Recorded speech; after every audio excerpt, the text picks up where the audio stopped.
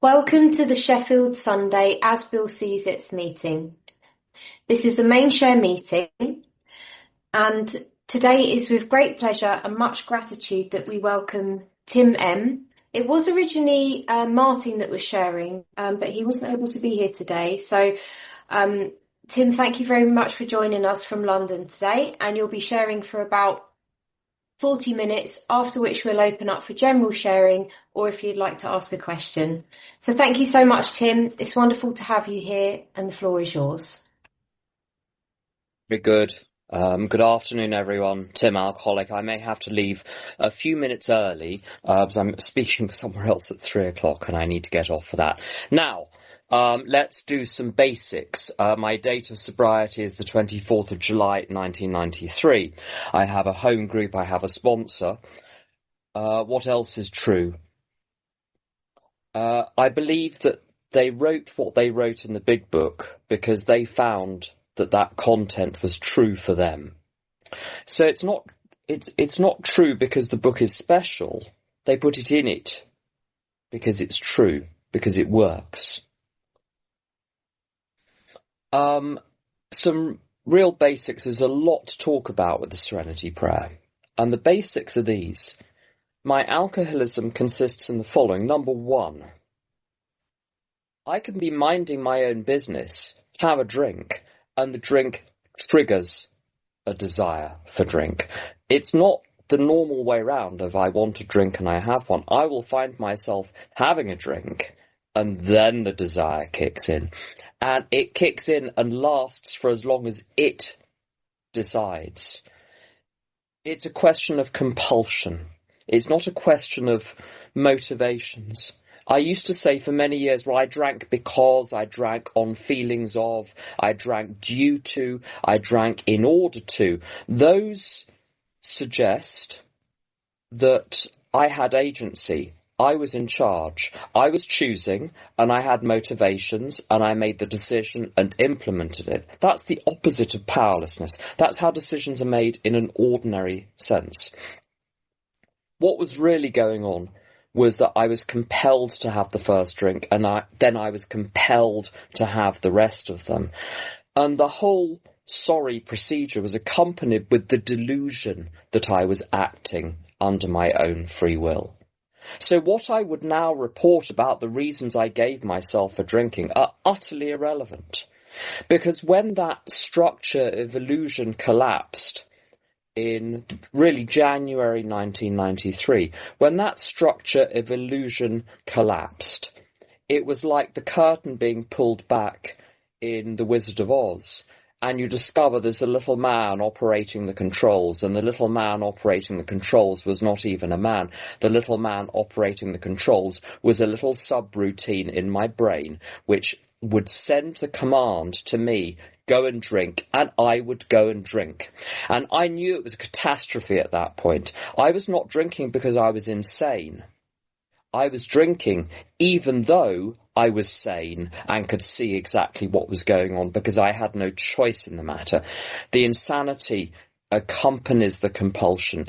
The insanity is not the reason for the drinking. Or anyone who could see sense would not relapse, but unfortunately they do. The only thing which gets between me and the compulsion, I almost hate to put it in these terms, but we might as well not beat around the bush, is divine intervention. Now, that doesn't suggest anything particularly biblical. We have what is called in the big book a wholesale miracle. Something which is sold wholesale tends to be manufactured on a large scale and is perfectly mundane and ordinary. The miracles in AA are ordinary miracles. They're not the occasional miracles that will happen once in a while in the history of mankind. They can be activated systematically by taking a few actions. The 12 steps are suggested. But what suggested means to me is that the people who are offering the steps are in no position to command me to take them. So we say we suggest these, they're offered. But as I discovered after a few months in AA of going to meetings and yet periodically drinking again, everything I tried but the full package deal failed. Going to meetings and doing odd bits of the steps here and there, taking on some of the suggestions, left me getting drunk and watching myself as I did it, knowing full well it was a disaster. We do offer the steps. Of course, we don't compel anyone to take them. But if you don't want them, we have nothing else to offer. You can be here forever with us. You're very, very welcome. Come to the meetings, come for dinner afterwards, even chat to us on the phone. But there's no plan B. There's nothing else under the table. There isn't a secret programme that we give the people that reject the main programme. I'm afraid it's all there is. I think the Serenity Prayer is a stroke of genius because it encapsulates the whole of the 12 steps. The basis for it, there's a little philosophical premise, which I think is enormously helpful.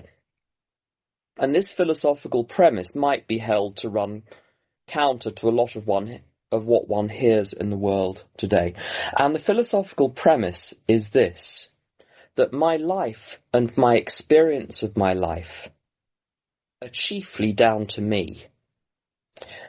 When I got into AA, I was under the impression that my circumstances, my conditions, my emotions, my thoughts, my beliefs, everything was conditioned by the groups that I belonged to. I belonged to this particular ethnic group, born in a particular country at a particular time, into a particular social group.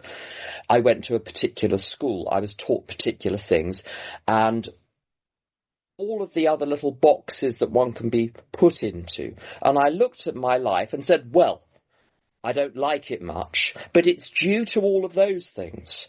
And you can add some fanciful things. You can add star sign.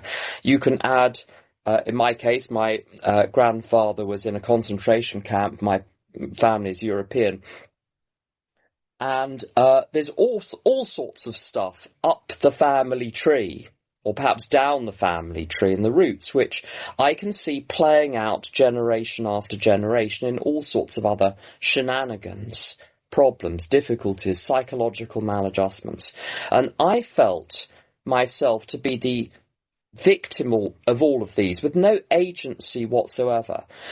The only thing that was available to me was complaint and blame and accusation and philosophical theorising and ideologies. Oh, I loved me an ideology, because an ideology explained why I was so unhappy. And guess what? It wasn't my fault. So I won't say which particular extreme party I belonged to, but in my early 20s, I belonged to a very extreme party which thought, if we change the world, we'll make everyone happy. And the reason we're unhappy is them. We're fine. They're the problem. The Serenity Prayer is based on this. Yes, there are things that you cannot change, but there are things you can change. And the key is to get them the right way around. And what I've learnt, and I've seen demonstrated over and over and over and over again in AA, is the principle that the outcomes of my life, and in particular my subjective experience of my life, is chiefly down to me. The cards that are dealt to me, I can't have any control over those. And spanners are thrown in the works, left, right and centre, by things that happen in society.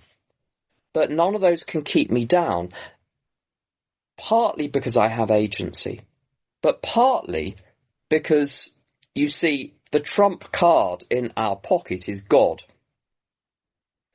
And what I found quite remarkable is people who come into AA and are in the most parlous condition. And you look at the cards they've been dealt and you say, what is God possibly going to do with that awful, wretched situation? And one of the best examples is of there are two that I can come across. There was one chap I encountered who was, during his drinking, a recidivist criminal. He was in prison again and again and again for extortion rackets and armed robbery and very serious crimes. And through a series of chance encounters in recovery, first of all starting as an extra and then becoming an actor, he got a series of roles in films, and he's now a full-time actor. And do you know what he plays? He plays criminals who are extortionists and armed robbers. His past life was the precise thing that means he can play those roles perfectly, because he literally knows what it's like to be an armed robber, and he's brilliant at being cast as armed robbers. And every film he's been in, he said it's always, criminal number 3, criminal number 4, the getaway driver. And it's a very similar story. A good friend of mine in London, she was dealt a very bad set of cards. Absolutely. But she got sober, she got well, she trusts God. And she didn't really do much work-wise, except a little bit of pilfering, if you can call that work, theft from supermarkets. And she would get in trouble with the police. She would shout at the police, and they don't like that very much, and she would get into trouble. And she got a job working for the Metropolitan Police in London in role-play training situations where she would have to play the sorts of people that the police would have to encounter in their everyday life to train them. She was perfectly fitted. And this is the great thing. When I'm placed in God's hands, it doesn't matter what cards I've been dealt. Everything can be turned to the good. And one of my greatest character defects, and there's quite a lot of competition for that particular distinction, is criticism. And I have a job which requires me to be highly critical of what other people do. It is literally my job. People send me documents and say, find all the things wrong with this document and fix them. So I do. It's perfect. So it turns out the cards that are dealt to me, which looked so dreadful when I got here, are entirely neutral. They are not good. They are not bad. It is what I do with them that counts. Now, the state I arrived in AA in was one in which I was doing the Serenity Prayer backwards, as it were. So, firstly, there was a terrific muddle about what I couldn't change and what I could change. And secondly, when there was the opportunity to change something, I just didn't do it. I think one of my fundamental beliefs when I got here was if I dwell or ruminate endlessly on all of the things that bother me, somehow there's going to be a loud pop, and one day either I'll be at peace or the things will change or go away. I would also try to change how people treated me, in particular by whining, complaining at school. I remember once I was at a boarding school. I remember once feeling that I wasn't having enough attention, and so I play acted a suicide attempt in front of people. It wasn't genuine, but it got the attention. Got the job done.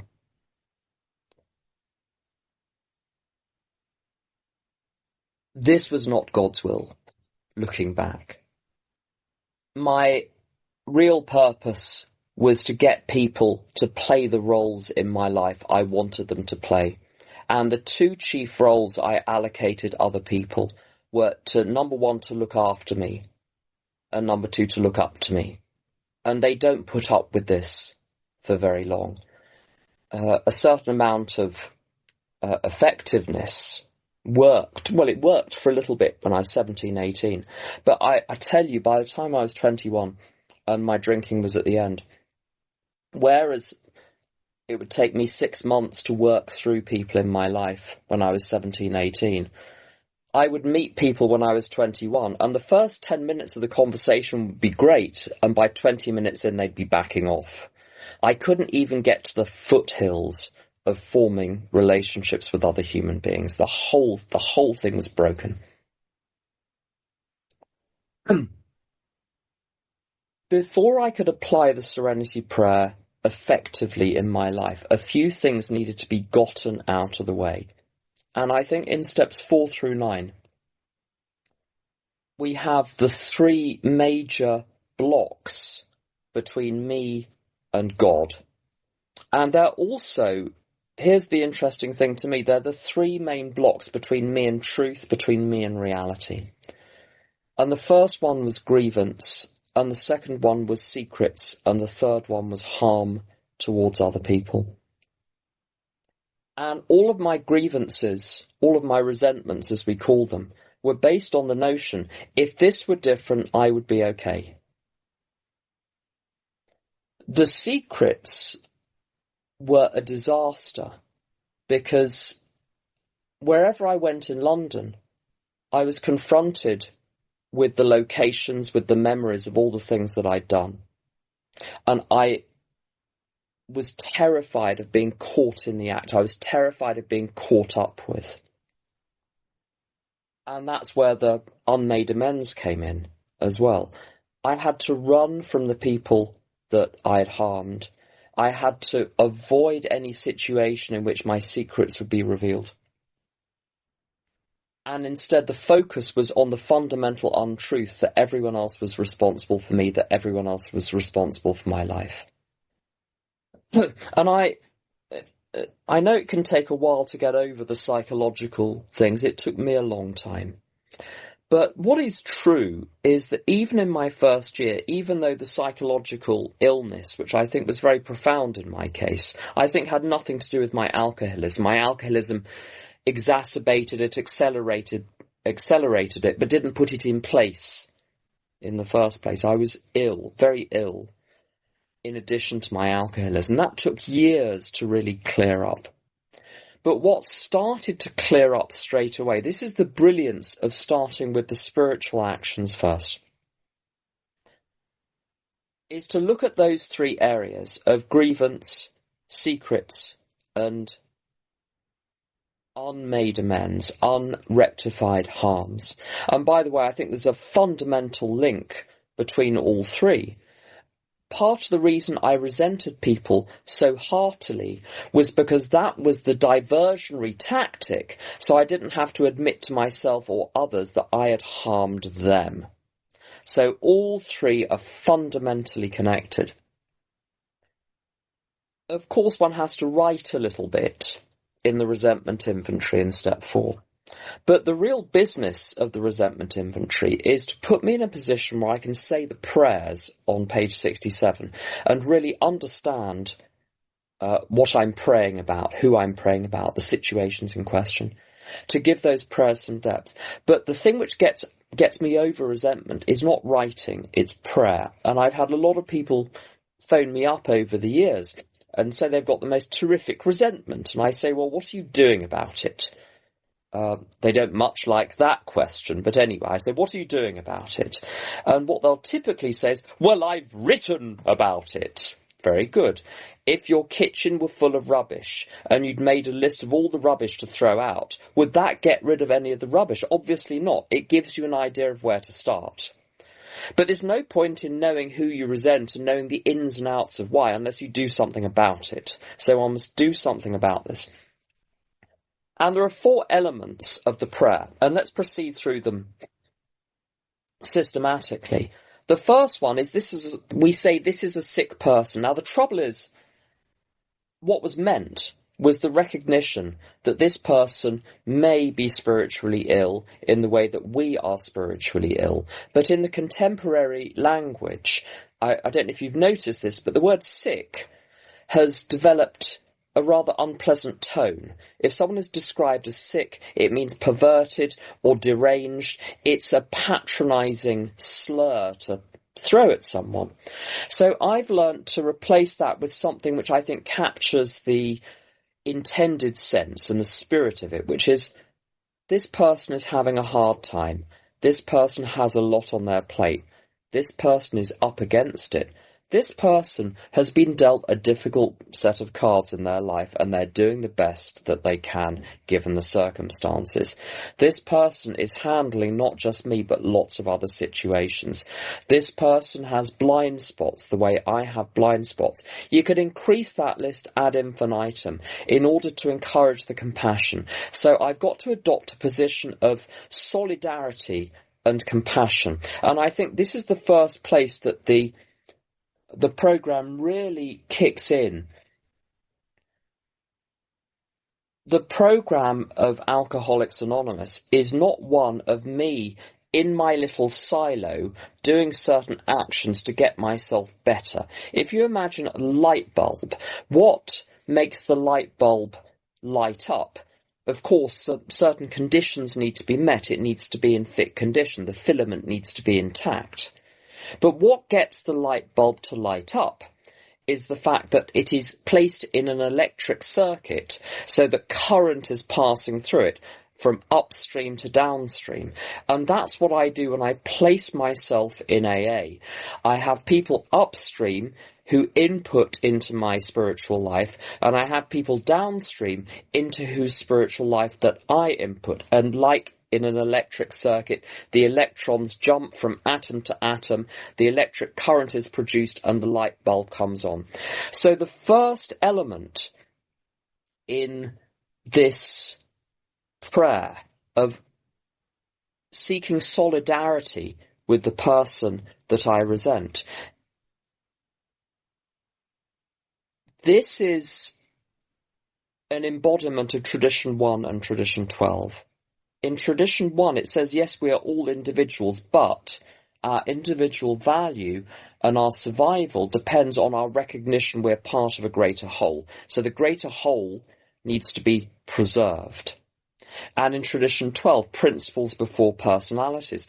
The principle, before we get on to the personal differences and group belongings and things like that, the principle is that we're all children of a living creator. And so in that part of that prayer, what I'm doing is I'm re-establishing the link between me and the other person that I've severed through my grievance. What I do with grievance and resentment is I split the world into the good and the bad, the victims and the oppressors. And of course the victims are the good ones, the oppressors and the bad ones. There are the haters over there and there are the righteous people over here. What I do with that first part of the prayer is say, no. We're all in this together. We all have a mix of good and bad. We all have blind spots, difficulties, behaviour patterns. And I'm in it with this person. I'm in the same lifeboat as them. I'm in the same lifeboat as everyone in AA, but I'm in the same lifeboat as everyone on the planet. So this is the first step of getting rid of that hateful thinking of us and them, me over here that's right, them over there that's wrong. Secondly, not only do I recognise my common humanity with this other person, but I say, how can I be helpful? What do you mean? How can I be helpful to the very people that I think have acted so irresponsibly, so cruelly towards me? And even in society, you think, well, I don't even have any connection with the people that I resent in the public sphere or whatever. How could I be helpful to them? This is the active position that I adopt. And then God save me from being angry.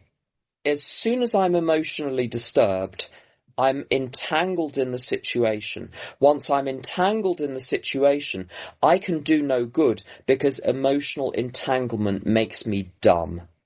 And so to do any good in the world, I need to not be a passionate crusader or reformer, as it describes on page 61, who are sure the world would be utopia if only everyone behaved. I need to get outside the fray. I need to be emotionally balanced. I need to be emotionally distanced. Doesn't mean that I'm stupid. It doesn't mean that I don't discern truth. It doesn't mean I don't discern what is going on. But I've got to be emotionally detached. And then thy will be done is recognizing that the whole show is in God's hands. Everything is either directly willed by God or it's permitted by God. And who am I to fight against that? And what this is, this 4-stage journey of that prayer, is a journey from my delusional, beleaguered position of the damsel in distress in the tower surrounded by the dragons at the foot of the keep, into being a human along with everyone else, saying, how can we get this sorted out together? The secrets. Step 5, tell your secrets. And I'll tell you a little story. I heard of step 5 this week, and I admitted to the person who shared their step 5 with me. I said, there's a line in the big book. I sort of know what it means, but I don't have a clear read on it. And it says on page 75, having done step 5, we thank God from the bottom of our hearts that we know him better. And I said, what does that mean to you? She said, well, I've just told you all the awful things, and apparently God was in the room at the same time, and I haven't been struck by lightning. So I figure God must be good. I think I know him better than I did before. And the best description of what that line means. I've never heard it put better. You go and make amends, and I tell you what that does. It changes your perception of everything that happened in the past. It says in 9 out of 10 cases the unexpected happened. I would say in 10 out of 10 cases the unexpected happened. What is unexpected is my past was rewritten. And one goes back to everyone. I was in an unsavoury situation at school with a gentleman who took advantage of me. Now, I participated in that, but my retaliation was brutal, and I made amends for the retaliation. And when I did that, my nightmares about school stopped. I bear no grievance towards this person, who is one of the only people I've ever met who I think lacked a conscience. It's exceptionally rare one meets someone and one has that chilling sense that there isn't actually a person inside there. But I did my side. I made amends and I was free of it. What this does, it doesn't put me on a spiritual pedestal. Those 3 chief actions of the first 9 steps, the getting over of grievance, the confession of wrongdoing and dark crannies of the past and character defects, and then the making of amends, which must be done completely to reseal the vessel, to plug the holes in the bottom of the vessel. That doesn't leave me on a spiritual pedestal. It is a sobering reduction down to ground level when I can start to see things as they are. I can start to think clearly for the first time in my life. And having arrived at that position, with my thinking cleared of these vivid, delirious delusions about myself and the nature of the world, I was in a position to start changing my actual life. I think it's well said that one should avoid making large decisions, except of course for the step 3 decision, until one has some sobriety behind one. But I think what is more important than the actual time is the fact of having completed the first 9 steps. The notion is that the delusions must be gone, or at least so fatally rocked that it's only a matter of time before their structures crumble and one's left with a real tabula rasa on which to build a new life. I did have to make a couple of big decisions in my first year, forced by circumstances, but I'm glad I limited my decision making to those. I didn't go beyond that. So God grant me the serenity to accept the things I cannot change, the courage to change the things I can, and the wisdom to know the difference. So the first thing really is the last, the wisdom. Now, wisdom is a very long word in a sense. I know it's only 2 syllables and 6 letters, but it implies this great, almost unattainable level of knowledge that could be expected only of saints and prophets. And I think wisdom can actually be construed simply as 98% ordinary horse sense or common sense. Wisdom needn't be anything highfalutin. It can be something quite ordinary. Now, if one wants a very good starting point for the question of what can I change and what can't I change, is the hula hoop principle. What is in my hula hoop?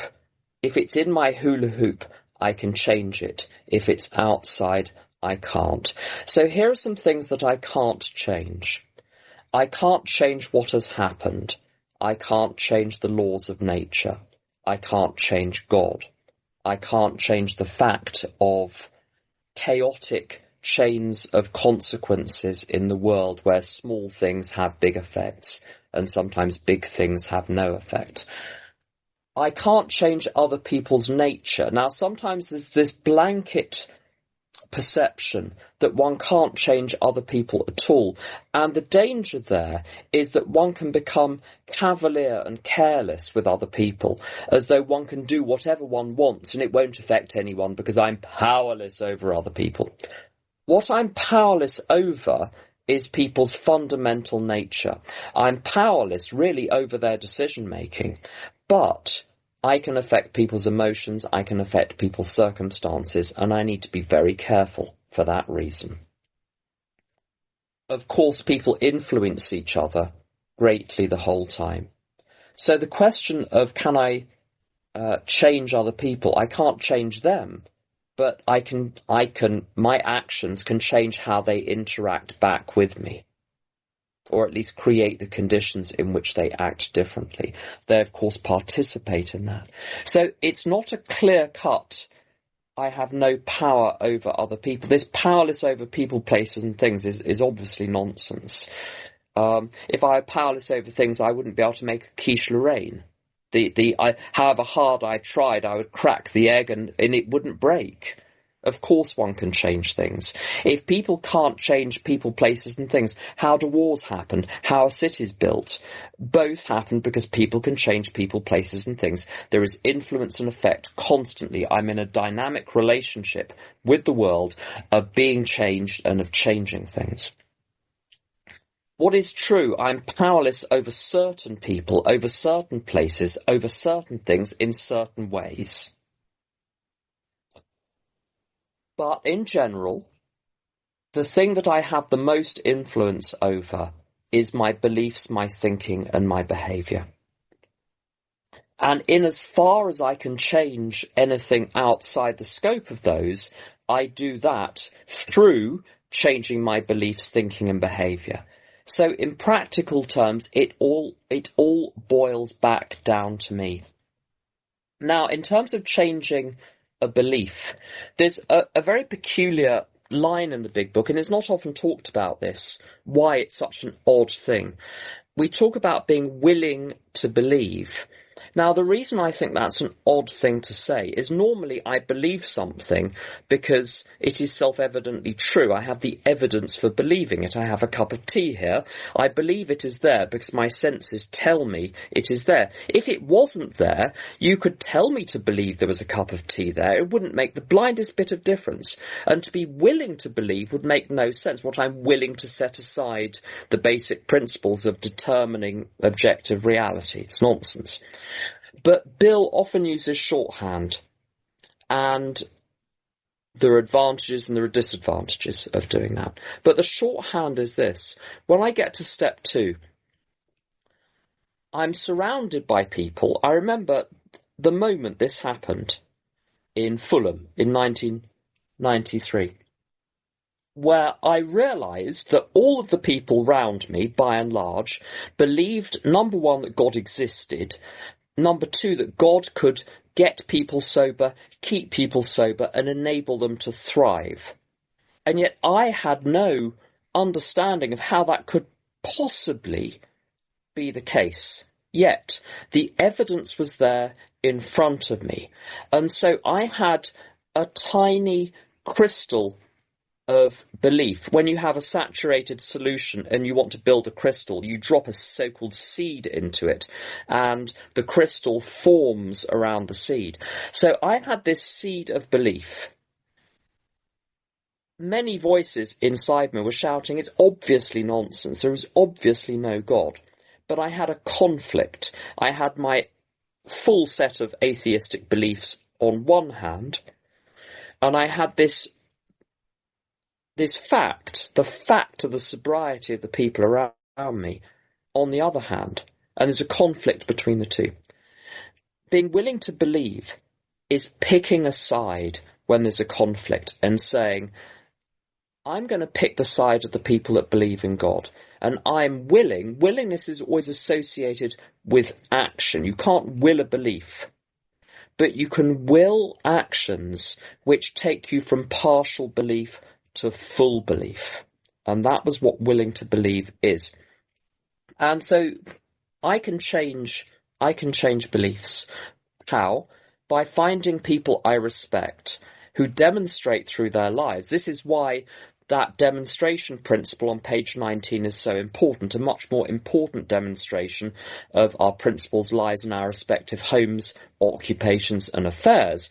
Because people in AA, their lives are exhibit A to prove the proposition that God can work miracles. And so I find people who are doing well and say, I'm going to make the decision. I already believe you, but I'm willing to undergo the journey to turn that belief from a belief in principle to a belief in fact. How? By adopting those beliefs, putting them into practice and seeing how well they work. I'll give you a very good example. Well, I think it's a good example. You'll be the judge. I've been told by people over the years, if you want a good relationship with God, hang out with God on a regular basis. Just imagine yourself in a place and imagine God there in whatever form God in your imagination takes, and simply hang out, talk, ask, listen. Doesn't matter if it seems like nonsense, try it. And my experience is that has produced an enormous sense of stability in my life, psychologically and emotionally. It gives me the sense that the material world is only a fraction of ultimate reality, which extends infinitely in all directions beyond it, that ultimate reality is fundamentally safe. The physical world is up and down, but ultimate reality is safe. And I'm spirit, so where I belong is ultimate reality. I happen to be operating presently in the physical realm. It's possible to change beliefs. It's possible to implement those. And I've discovered that with every practical problem in my life, all I need to do is to find the person who has solved the problem and say, how did you do it? And a good acquaintance of mine would say, AA is monkey see, monkey do. If you want what we have, you do what we did, then you'll get what we got. It's an absolutely splendid principle. In practice, this serenity prayer business is not just a prayer to say. It's terribly good as a blocking mantra when one is assailed by so-called intrusive thoughts, whether they're from the ego or the devil. Well, you decide based on your own belief system. Could be both, could be either, could be something else. Could be indigestion. But in any case, the serenity prayer can be profitably used as a blocking mantra. But it must be put into practice. in any situation where I face a problem, I must adjust swiftly to the facts that cannot be changed and take prompt action with those that can, and I would add, should be changed. With regard to the former, with regard to the acceptance, there was the United Nations Secretary General in the 1950s, Dag Hammarskjöld, who said, "For everything that has been, thank you. For everything that shall be, yes." And that is the basic principle of acceptance. And my other half, Jonathan, I came home with a complaint a few months ago, expecting sympathy. I set forth the complaint briefly, and he said, "Right, what are you going to do about it?" And that's how swiftly I must enact the second part of the Serenity Prayer. As I said, apologies for having to leave early, but very glad to be here. Thank you.